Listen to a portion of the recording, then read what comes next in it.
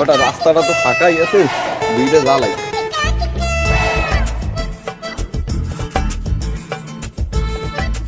যে দিনকাল পড়ছে ঠিক আছে, ময়মুরব্বীকে পোলাপানে দেখলে সম্মান করে না, ময়মুরব্বীর সামনে দেখলে বিড়ি জ্বালাই হেলায়। আগের সময় কত ভালো ছিল, ময়মুরব্বী দেখলে করে সম্মান করতাম, সালাম করতাম। এখন কি এই দিনগুলো আছে? না, এই দিনগুলো এখন চলে গেছে। কোথায় যে চলে গেছে দিনগুলা? এ মাগুর ভাই কেডা? দেন তো ফরাত মুন্সির বলা না মাগুর ভাই। ল আজকে যে রফেদার বিচার দিমু ও আমার বিড়ি করে আয় কি সার যে বাইরে এলো গাছে দেই, গাছও বলে না পেটের মাথা। আসসালামু আলাইকুম মাদবর সাহেব। ওয়ালাইকুম আসসালাম। কেমন আছেন? এই তো ভালো। কেমনে থাই?